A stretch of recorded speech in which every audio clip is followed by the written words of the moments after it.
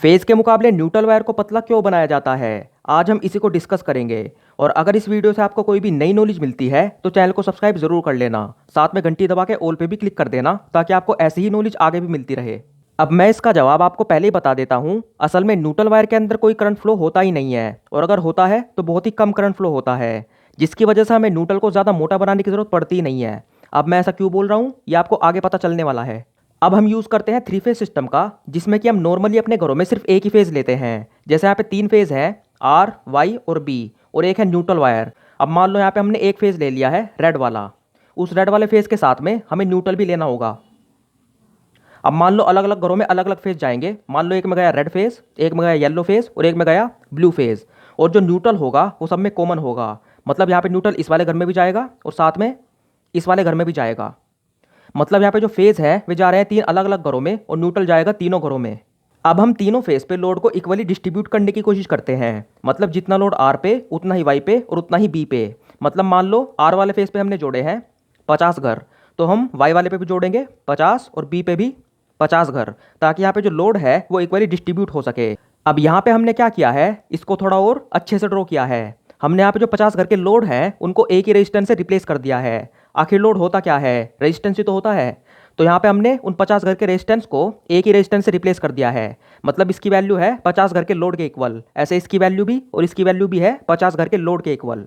अब यहाँ पे हमने जो 50-50 घरों का लोड है उनको अलग अलग फेज दिया है। जैसे इन 50 घरों को हमने दिया है रेड वाला फेज, इनको दिया है येलो वाला, और इनको दिया है ब्लू वाला। ऐसे जो न्यूट्रल है वो सब में कॉमन होगा। यहाँ पे आप देख सकते हो ये इनका स्टार पॉइंट है इन सभी लोड का, और जो न्यूट्रल है वो इन सभी में जा रहा है, इसमें भी जा रहा है, इसमें भी और इसमें भी। अब यहाँ पे बात को समझो, अगर इन तीनों फेज पे इक्वल लोड होगा इसका मतलब ये होगा इन तीनों फेज से इक्वल करंट जो है ड्रॉ किया जा रहा है। मान लो इस फेज से जा रहा है 100 एम्पियर करंट, तो इससे भी जाएगा 100 एम्पियर और इससे भी जाएगा 100 एम्पियर। ऐसा इस वजह से क्योंकि हमने तीनों फेज पे इक्वल लोड डाला है। अब ये एक बहुत ही खास तरह की कंडीशन है जिसको हम बोलते हैं बैलेंस लोड की कंडीशन। इसमें क्या होता है, हम चाहे कितने भी फेज का सिस्टम यूज कर रहे हो, 3 फेज का, 4 फेज का, 5 फेज का, उन सभी फेज पे जो लोड होता है वो बिल्कुल इक्वल रहता है। मतलब यहाँ पे जैसे कि तीनों फेज पे लोड बिल्कुल इक्वल है, इसी वजह से यहाँ पे तीनों फेज में बिल्कुल इक्वल करंट फ्लो हो रहा है। इसमें भी 100 एम्पियर, इसमें भी 100 और इसमें भी 100। तो इस कंडीशन में क्या होगा, जो हमारा स्टार पॉइंट होगा मतलब हमारा न्यूट्रल पॉइंट होगा, उसमें बिल्कुल जीरो करंट फ्लो होगा। जबकि यहाँ पे हमारे तीनों फेज में बहुत ही हाई करंट फ्लो हो रहा है 100 एम्पियर का, उसके बावजूद हमारे न्यूट्रल में बिल्कुल 0 एम्पियर करंट जाएगा। और इस कंडीशन में अगर आप न्यूट्रल को डिस्कनेक्ट भी कर दोगे, मतलब आप न्यूट्रल को यहाँ पे अगर तोड़ भी दोगे, यहाँ पे आपने पूरी तरह से न्यूट्रल को तोड़ दिया, उसके बावजूद आपके जो सारे लोड होंगे वो बहुत ही अच्छे से वर्क करेंगे। मतलब इन सभी 150 घरों में जो आपके लोड होंगे वो बिल्कुल ऐसे वर्क करेंगे जैसे कि वो इस न्यूट्रल के साथ कर रहे थे, क्योंकि इस कंडीशन में न्यूट्रल के अंदर कोई करंट जा ही नहीं रहा है। इस वजह से यहाँ पे आप अगर न्यूट्रल को तोड़ भी दोगे तो भी कोई फर्क नहीं पड़ेगा। हालांकि ये जो कंडीशन है बैलेंस लोड की, इसको रियल लाइफ में अचीव करना पूरी तरह से नामुमकिन है, क्योंकि ऐसा हो ही नहीं सकता है कि यहाँ पे सारे के सारे 150 घर एक ही जितना लोड सप्लाई से चला रहे हों। हो सकता है यहाँ पे कोई टीवी देख रहा हो सकता है यहाँ पे कोई आराम से एसी चला के सो रहा हो सकता है यहाँ पे कोई बीवी की मार खा के वॉशिंग मशीन में कपड़े धो रहा हो। मतलब यहाँ पे जा रहा है मान लो 2 एम्पियर, यहाँ पे जा रहा है 10 एम्पियर और यहाँ पे जा रहा है 3 एम्पियर। तो ऐसा मुमकिन नहीं है कि इन तीनों ही फेज से इक्वल लोड जो है हम चला सकें। अब समझते हैं कि बैलेंस लोड की कंडीशन में न्यूट्रल में जीरो करंट क्यों जाता है, और अगर यहाँ पे लोड बैलेंस ना रहे, मतलब तीनों फेज पे अलग अलग लोड हो जाए, तो यहाँ पे क्या होगा। मान लो एक 3 फेज की वेव फॉर्म है, और यहाँ पे रेड वाला फेज है, ये ब्लू फेज है और ये येलो फेज है। अब आप यहाँ पे देख सकते हो ये बिल्कुल अपने पीक पे है, इसका मतलब इसमें इस वक्त सबसे हाईएस्ट करंट है, जो कि है हमने यहाँ पे माना है 100 एम्पियर। मतलब यहाँ पे तीनों में 100 एम्पियर करंट है, और ये एक बैलेंस लोड की कंडीशन है। अब आप यहाँ पे देख सकते हो यहाँ पे इस पॉइंट पे इसके अंदर 100 एम्पियर करंट है।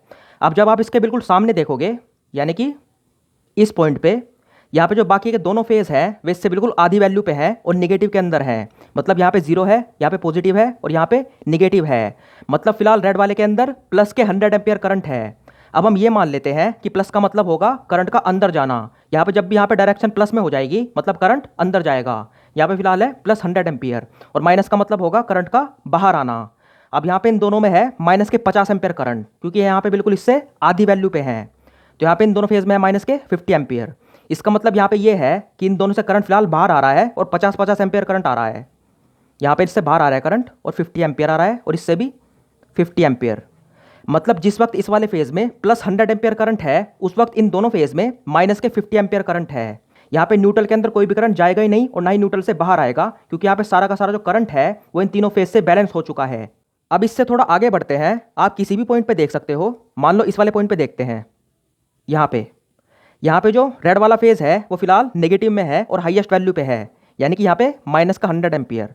अब माइनस का मतलब होता है करंट का बाहर आना, मतलब यहाँ से 100 एम्पियर करंट फिलहाल बाहर आ रहा है, बाहर के डायरेक्शन में आ रहा है।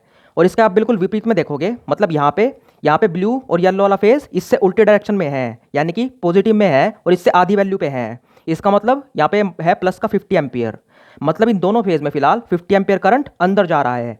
मतलब यहाँ पे 50 एम्पियर अंदर है और इसमें भी 50 एम्पियर अंदर, मतलब यहाँ से 50-50 यानी कि 100 एम्पियर करंट इन दोनों फेज से मिला के अंदर जा रहा है और 100 एम्पियर इस एक फेज से बाहर आ रहा है।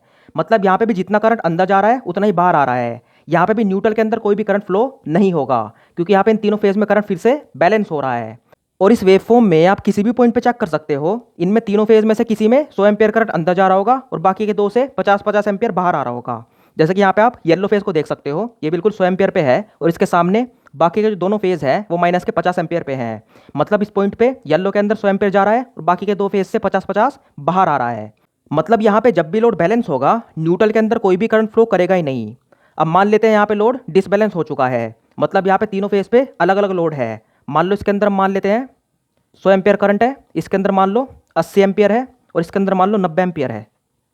अब यहाँ पे देखो क्या होगा, रेड वाले फेज में 100 एम्पियर करंट है जो कि अंदर जा रहा है, ठीक है, ये प्लस का 100 एम्पियर है। और इसके सामने हमें मिलेंगे ब्लू और येलो फेज जो कि है 90 और 80 एम्पियर पे। अब यहाँ पे बिल्कुल आधी वैल्यू पे होते हैं लगभग ये। इसका मतलब यहाँ पे होगा एक के अंदर होगा माइनस का 40 एम्पियर इस पॉइंट पे और एक के अंदर होगा माइनस का 45 एम्पियर, क्योंकि 90 का आधा 45 और 80 का 40। अब इन दोनों को हम प्लस कर देते हैं तो यहाँ पे हमारी वैल्यू आएगी माइनस के 85 एम्पियर। इसका मतलब यहाँ पे ये है इस फेज के अंदर 100 एम्पियर करंट अंदर जा रहा है और बाकी के इन दोनों फेज से मिला के 85 एम्पियर बाहर आ रहा है। तो यहाँ पे जो बाकी का करंट होगा 15 एम्पियर वो आएगा न्यूट्रल के थ्रू बाहर। मतलब यहाँ पे जो ज़्यादातर करंट होगा वो यहाँ पे दोनों फेज के थ्रू ही बैलेंस हो जाएगा, बाकी जो करंट बचेगा वो आएगा न्यूट्रल से बाहर।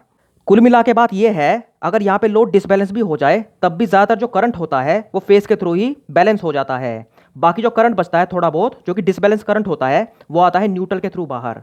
मतलब फेज में यहाँ पे 1000 एम्पियर करंट भी हो सकता है, 5000 एम्पियर भी हो सकता है, 10,000 एम्पियर भी हो सकता है तीनों फेज में। उसके बावजूद न्यूट्रल के अंदर सिर्फ 5 एम्पियर या फिर 10 एम्पियर करंट भी हो सकता है, जो कि होगा डिसबैलेंस करंट, जो कि लोड के डिसबैलेंस होने की वजह से बनेगा। मतलब यहाँ पे न्यूट्रल में फेज के मुकाबले कुछ ही % करंट रहता है, इसकी वजह से उसे बहुत ही पतला बनाया जाता है ताकि यहाँ पे मटेरियल बच सके।